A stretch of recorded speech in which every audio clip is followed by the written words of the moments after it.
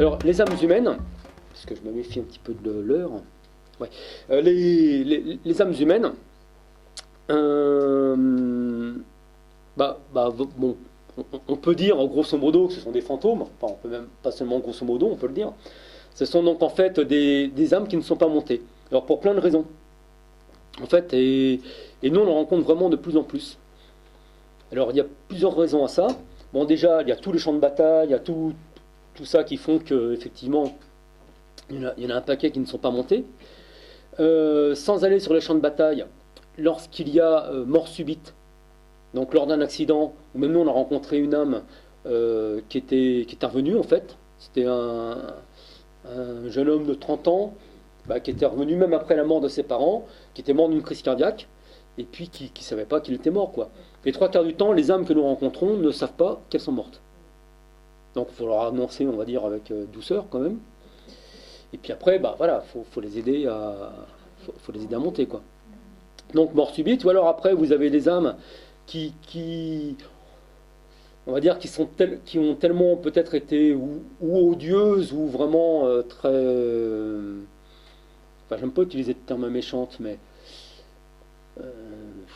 enfin, qui n'ont pas eu une vie, on va dire, sympa pour leurs contemporains, hein, on va dire ça comme ça, qui se disent au dernier moment, tiens, si tout ce qu'on me raconte là, sur le paradis, l'enfer, tout ça, c'est vrai, qu'est-ce que je vais me prendre? Bon, je préfère rester là. Voilà, il y a ça. Bon, après, vous avez les autres âmes. Enfin, vous avez d'autres possibilités aussi. Vous avez des âmes qui, finalement, n'ont pas envie de monter parce qu'elles ont encore envie de continuer on va dire, à goûter au plaisir terrestre. Très attachées à un lieu aussi. Voilà, ou très attachées. Très souvent, dans les anciennes exploitations agricoles, on rencontre très, très souvent d'anciens propriétaires, d'anciens agriculteurs qui sont là. Enfin, je dis agriculteurs parce que c'est plus souvent dans les fermes. Bon, nous, on fait plus de fermes que de châteaux. Donc, je pense que ça doit être vrai aussi pour les châteaux, mais là, j'ai moins d'expérience. Et qui sont là et qui, très souvent, causent des problèmes, justement, donc, aux nouveaux occupants. Ça, c'est très, très, très, très courant, quoi. On a rencontré donc une maison qui avait été vendue en viager. Donc la personne nous appelle. Alors c'était un couple, et puis bon, il y avait que ce jour-là, il y avait que la femme. Normalement, on travaille toujours avec le couple parce que les deux peuvent être concernés. Mais bon, là, professionnellement, le mari n'avait pas pu rester.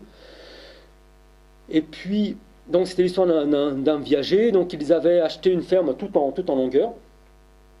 Et quand il avait acheté, bien sûr, donc la personne âgée qui était là, qui était un vieux monsieur, comment on appelle ça? Un vieux garçon aussi, d'ailleurs, au passage, qui était encore, qui était vivant, forcément, et il habitait juste dans une toute petite pièce de la maison. Et donc la femme, lorsqu'elle nous expliquait, d'ailleurs, elle nous avait montré des photos, on avait l'impression de voir une pièce du Moyen-Âge, quoi. Il n'y avait rien dedans. On avait l'impression que la pièce était en ruine, quoi, presque, hein. Donc, ils ont commencé à aménager une partie de la maison pour lui, et puis eux sont ensuite arrivés et ont habité conjointement la maison. Et ce monsieur avait un chien aussi, en plus. Pour l'anecdote, vous allez voir, c'est un peu plus... Donc, il avait un chien qui était pas très très sympa, et notamment avec la femme. Et lui, d'ailleurs, n'était pas du tout sympa aussi avec la femme, forcément. Enfin, en tant que vieux garçon, tout ça, un peu aigri, etc. Enfin, beaucoup aigri. Donc, il meurt, et puis bon, eux, voilà, ils vivent. Et puis, on arrive donc dans la maison, donc on parle, donc on fait connaissance, etc. Puis on ressort.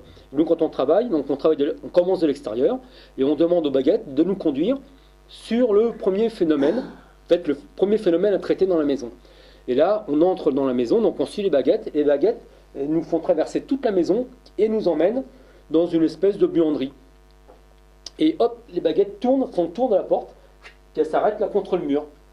Et puis là, donc on dit, voilà, bon, qu'est-ce que c'est voilà.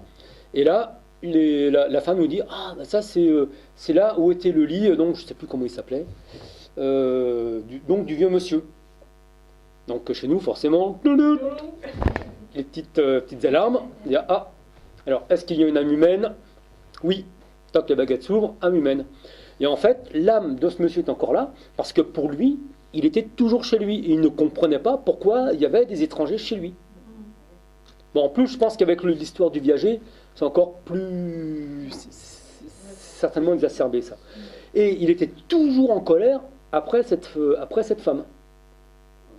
Donc, on a commencé un petit peu à lui expliquer, au départ gentiment, qu'il n'était plus tout à fait chez lui, qu'il fallait qu'il monte, parce que les âmes, même, alors parfois c'est vrai qu'on peut avoir un petit peu plus de mal à l'entendre, mais même si c'est une âme, on va dire de notre famille qui est avec nous, même si c'est un de ses parents, ou éventuellement un enfant, tout ça, même s'il est sympa, on va dire, il ne faut en aucun cas garder une âme avec soi. Pour deux raisons. La première, parce que elle aussi nous pompe notre énergie, donc ça nous fatigue. Et deuxièmement, parce que l'âme doit continuer son évolution. Et voilà, donc il ne faut pas la retenir. Donc on lui explique tout ça, on lui dit, bah voilà, vous, votre temps est passé, etc. Enfin, je résume, hein. On le dit gentiment quand même. Et puis, rien à faire, il était toujours ancré à son lieu, et il ne voulait pas monter. Et puis, bien en colère et tout. Et donc on lui explique, puis on dit, bon, maintenant c'est bon, hein, voilà, maintenant vous montez, puis terminez, quoi. Et puis là, enfin bon, on communique avec, ou on va dire par télépathie, ou aussi avec les baguettes, avec le oui et non. Et puis là, en fait, on comprend qu'il nous donne une condition. Et la condition, c'était qu'il retrouve son chien. Alors bon, ça jusqu'à présent, nous ne l'avait jamais fait. Et on dit, bah attends, le chien, voilà, on va le retrouver où, quoi? Enfin bon, on se doutait bien que c'était, on va dire, en quelque sorte, l'âme du chien, ou l'énergie du chien, disons. Et puis on se dit, bah, comment on va faire? Bon, on se dit, bah, et elle nous explique, la femme nous explique qu'effectivement, le jour de l'enterrement du vieux, le chien disparu. Bah, il était tellement, on va dire, agressif avec tout le monde que, ou alors il est parti parce que son maître est mort, ou quelqu'un s'occupait de lui, quoi. Pour ça, on ne saura jamais. Et donc, on se dit, bah, bon, de toute façon, il faut bien trouver une solution, hein. Donc, on s'est connecté, on va dire, et puis on a appelé l'énergie du chien. On s'est dit, de toute façon, on n'a rien à perdre. Et puis, à un moment donné, effectivement, on a ressenti une énergie animale qui était là. Et du coup, alors je ne sais pas si le chien est monté dans la lumière là-haut, j'en sais rien, mais en tout cas, tout le monde est monté. Mais ce qui est important, c'est que les âmes, quand on les rencontre comme ça, c'est qu'elles ont conservé, on va dire, leur énergie. Après, quand on monte vraiment dans la lumière, effectivement, on est tout amour et tout ça, mais ce qu'il ne faut pas oublier, c'est que les âmes qui sont là, elles ne sont pas montées dans la lumière. Donc, elles ont conservé leur... On a eu un autre exemple comme ça dans une maison aussi du Lot. Là aussi, c'est la femme qui nous a appelés. Ce sont plutôt les femmes qui nous appellent, en général. Déjà, on va dire, plus ouvertes ou plus conscientes que les hommes, très souvent. Et donc là, la femme nous appelle parce que, c'était un couple, et donc ils avaient dispute sur dispute, enfin, colère, etc. Et puis bon... il fallait trouver une solution, quoi. Et donc très rapidement, nous on a rencontré un problème, on va dire, de territoire. C'est-à-dire ce qu'on appelle le territoire, c'est que lorsque l'on est chez soi, alors c'est pas le territoire par rapport au cadastre, c'est les limites que nous avons de chez nous, de ce qu'on sent vraiment être chez nous, quoi. Et là, déjà au départ, il n'y avait pas de limite de territoire. C'est-à-dire que les voisins, d'ailleurs c'était une des causes de dispute, c'est que c'est une maison au départ qui avait été divisée en trois maisons. Donc déjà, il y a un problème énergétique entre les autres maisons. Et en plus, vous aviez un voisin qui, lui, passait son temps à passer justement dans le jardin, etc., comme ça. Donc il y avait ce premier problème. Quand on a discuté, puisque c'était le mari qui était venu, je crois, il y avait 20 ans ou 30 ans, enfin, ça fait un moment qu'il était là, il nous a expliqué que donc c'était la femme qui lui avait vendu. Elle avait donc sa belle-mère. Sa belle-mère était morte dans la maison. Et sa belle-mère, en plus, avait fortement côtoyé les Allemands pendant la guerre. Du coup, bien sûr, après la guerre, on va dire une certaine hostilité de la part des villageois par rapport à elle. Voilà, donc conflit. Lui, lorsqu'il est arrivé dans la maison, dès le départ, il était en conflit aussi avec les autres voisins. Alors que, bon, a priori, il y était pour rien. Hein. Mais donc, il y a toujours eu conflit entre voisins dans cette maison. En plus, donc cette femme-là, on va dire, qui avait pactisé avec les Allemands, elle était aussi très en colère, parce que du coup, elle était en conflit, mais en plus, c'était la paria du village. Et apparemment, elle était, bon, peut-être pas morte de faim, mais plus ou moins morte de faim, enfin plus ou moins à l'abandon, de la part donc, de cette femme qui avait vendu la maison, donc de sa belle-fille, et du fils.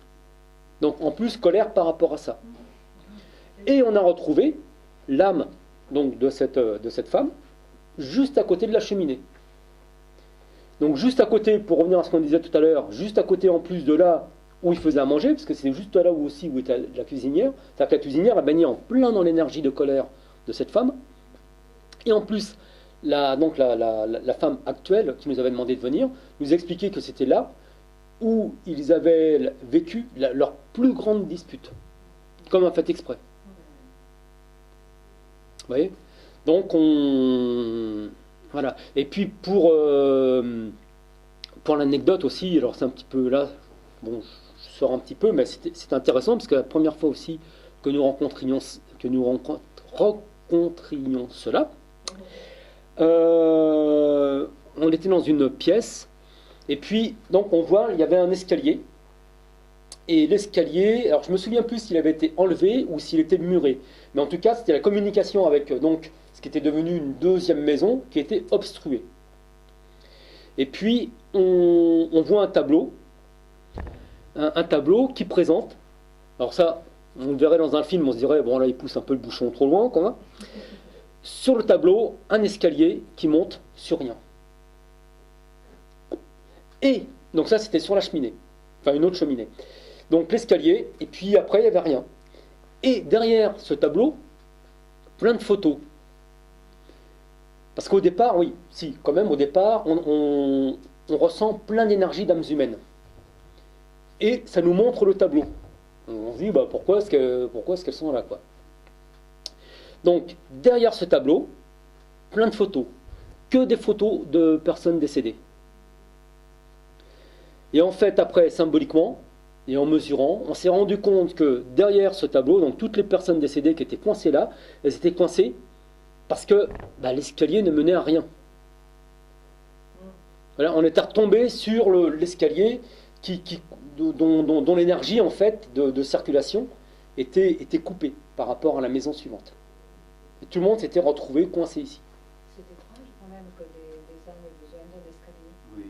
Oui, non, parce que en fait, je pense que c'était symbolique, oui. Oui, tout à fait. Oui, parce qu'en plus, ces âmes-là n'étaient pas mortes dans cette maison. Hein. Ah oui, elles n'étaient pas habitantes de la Non, maison. non, Ah oui. c'était purement symbolique. Ah oui. Donc je pense que symboliquement, elles s'étaient venues se coincer peut-être derrière ce tableau. Après, bon, on n'a pas cherché, nous, trop à comprendre le processus, on a fait monter tout le monde. Il n'est jamais arrivé de vous trouver en face d'âmes qui ne voulaient pas partir. Jusqu'à présent, non. Alors certaines n'étaient pas forcément très enchantées de partir, mais jusqu'à présent, je touche du bois, on a toujours réussi. Parce qu'il me semble avoir vu un documentaire sur l'Islande, c'est tout à fait courant ce genre de choses. Vous l'avez peut-être vu, quelqu'un qui a un hôtel et qui est très ennuyé parce que sans arrêt il y a des bruits dans cet hôtel. Et il appelle une personne qui est capable de faire partir les âmes.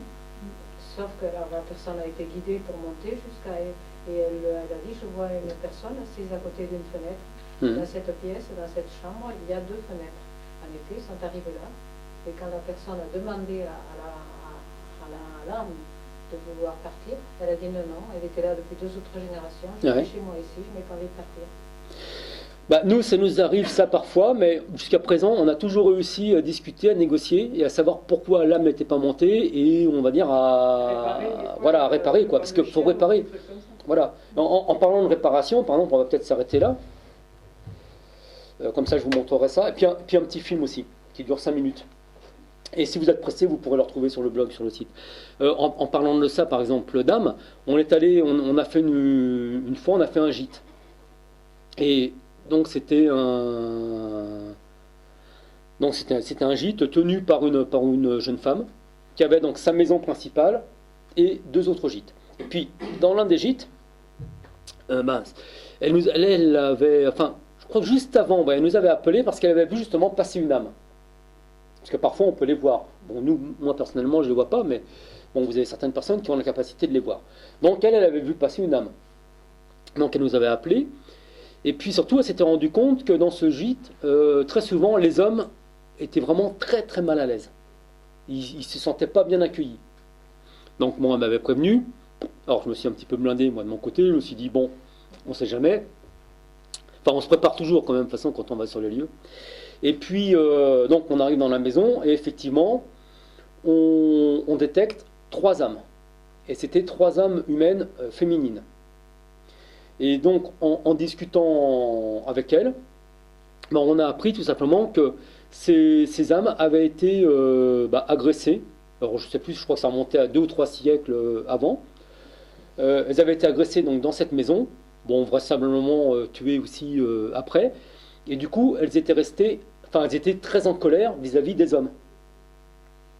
Et ce qui fait que dans ce gîte, d'ailleurs après, quand on a discuté aussi avec la propriétaire, c'est qu'elle louait son gîte à l'année, et à l'année, il n'y avait que des femmes seules qui habitaient. Bon, après, pendant la période estivale, c'était les familles, on va dire, normales qui venaient, quoi, hein. Mais sinon, à l'année, ce n'était que des femmes seules. Comme par hasard, toutes ces femmes seules avaient toutes subi des agressions plus ou moins graves. Toutes. Et elles se sentaient toutes bien dans la maison, hein, ça, il n'y avait pas de problème. Hein. Donc on attire ce que l'on est, mais on attire aussi les lieux. Quoi. Oui. Ah oui, on est en résonance avec les lieux, hein, de toute façon. Et donc là, ces âmes, pour les faire monter, parce qu'au début, c'est pareil, elles n'étaient pas trop d'accord. Donc là, on a travaillé sur la réparation et sur le pardon. Donc c'est-à-dire que, bon, comme moi j'étais le seul homme du groupe, on va dire, je leur ai demandé pardon au nom de tous les hommes, et puis de tout ce que les hommes avaient pu faire, même dans le monde en général, ou de ce que j'avais pu faire, même moi, sans le faire exprès, etc. Et là, c'est passé. Donc de toute façon, ça s'accompagne toujours par une réparation. Enfin, toujours. C'est bien une réparation, parce que de toute façon, si elles ne sont pas montées, c'est qu'il y a une raison.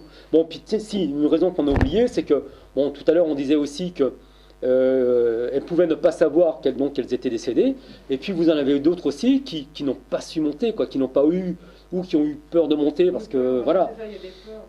Il y a des peurs, et donc dans ces cas-là, il faut aussi les rassurer, etc. Mais je vous dis, jusqu'à présent, bon, voilà. Et après, des anecdotes, on en a plein, mais on a rencontré aussi parfois plus des entités que des âmes qui pouvaient aussi être très virulentes, voire jusqu'à nous toucher. Une fois, Nathalie, elle a été secouée par... Une fois, elle a été bousculée aussi dans une maison du XVIe siècle en Dordogne. Là c'était vraiment très très intéressant. Et on a pris un escalier. Alors, je ne sais pas si les âmes prennent les escaliers, mais là, en tout cas, enfin, dans le tableau, mais là, en tout cas, elle le prenait. On était tombé sur un passage d'âme, en fait. C'est la première fois, là aussi, où l'on tombait sur ce phénomène-là. Et quand on a commencé à monter donc l'escalier en colimaçon pour continuer à travailler dans la maison, tous les deux, Nathalie et moi, donc on a eu comme une petite perte, on va dire, de stabilité. Et on a dit tiens, normalement moi ça m'arrive pas trop ça. Et la personne donc, chez qui nous étions, qui elle est clairvoyante, donc c'est pour ça aussi qu'elle nous a appelés, parce qu'elle voyait régulièrement des âmes, et son fils de 10 ans commence à les voir aussi, donc ça commençait à l'inquiéter. Et elle nous a dit ah ouais mais ça c'est habituel, les âmes elles passent par là, par l'escalier, il a été bousculé quoi. Vous dérangez un peu peut-être. Là non, on n'a pas eu d'opposition. Ah ouais. Non, simplement que voilà, à un moment donné on les a traversés peut-être, et puis voilà. Et je vous dis, bon moi en général, moi pour ressentir les âmes, il faut que je me branche, que je sois avec les baguettes, et puis on peut les ressentir aussi avec les mains, hein. Mais moi à mon niveau, je suis pas clairvoyant quoi. Mais bon, quand je suis branché, je le ressens. Mais bon, ça va, je me branche que professionnellement, hein. Je passe pas mon temps à aller chercher perpétuellement quoi. Donc si vous avez 2 minutes, je vais vous montrer donc, bon pour ceux qui ont encore un petit peu de temps, les les petits dessins dont je vous parlais tout à l'heure, et puis voilà, et puis le petit film. Sinon, merci. Hein, merci. Il y aura encore plein de choses à dire. Hein. Ne vous inquiétez pas, on peut tenir la nuit aussi si vous voulez. Mais voilà. Alors, j'espère que vous avez appris quelque chose et puis voilà quoi. Bon, puis je pense qu'on en refera d'autres avec Christine ici. Peut-être pour développer d'autres thèmes. Ou c'est ce que je me disais ce matin. Je me disais tiens, peut-être qu'on aura pu faire plusieurs conférences. Alors bon, les phénomènes telluriques, c'est vrai que c'est sympa, mais bon, voilà. Oui, c'est important, mais bon, en faire trois modules, je sais pas quoi. Mais alors c'est vrai que les entités ou les âmes humaines, pour ma part, moi je trouve ça un peu plus rigolo. Et on a plein d'anecdotes, d'ailleurs même un peu amusantes, et peut-être refaire une conférence juste là-dessus, pour le plaisir. Pour la chance que vous avez de communiquer justement avec les âmes, je trouve surprenant qu'avec dans toutes les traditions religieuses, ils avaient des rituels pour aider les âmes à partir. Apparemment, ça ne marchait pas toujours. Oui, et vous avez raison, c'est l'une des raisons d'ailleurs l'une des causes aussi que j'ai oublié de vous dire tout à l'heure, c'est notamment dans la religion catholique, parce que les autres religions, je ne sais pas, mais dans la religion catholique, le fait, déjà qu'il y ait moins de prêtres. Mon père, il est enterré sans prêtre, sans curé. Ouais, déjà. Comment ? Ni diacre ? Ah ben non, il n'y avait personne, c'était je peux même pas dire si c'était les bonnes sœurs ou quoi, j'en sais rien. Non, c'était des femmes qui faisaient le catéchisme. Bon, elles étaient de bonne foi et de bonne volonté, hein. Mais bon, le résultat, il n'était pas là, quoi. Donc, le fait aussi de ne plus faire les 3 journées de psaume pour aider l'âme à monter, etc., la veillée, etc., c'était pas que du folklore, quoi. Les 3 jours, c'est vraiment bien pour les dames, ça remonte à 2, 3, 4, 5 générations, donc c'est pas des âmes. Non, mais oui, mais dans ces cas-là, là aujourd'hui, nous rencontrons beaucoup d'âmes, on va dire récentes, parce que il n'y a plus justement ces rites. Bon, celles que nous rencontrons d'il y a 200, 300, 400 ans, en règle générale, ce sont des âmes ou qui ont refusé de partir parce qu'elles étaient attachées à la terre, vraiment, ou alors des âmes, comme on disait, de mort subite. Mais aujourd'hui, on a une cause supplémentaire qui est la diminution des rites. Voilà. Et puis les prêtres, en plus, voilà, ils sont plus du tout initiés, quoi.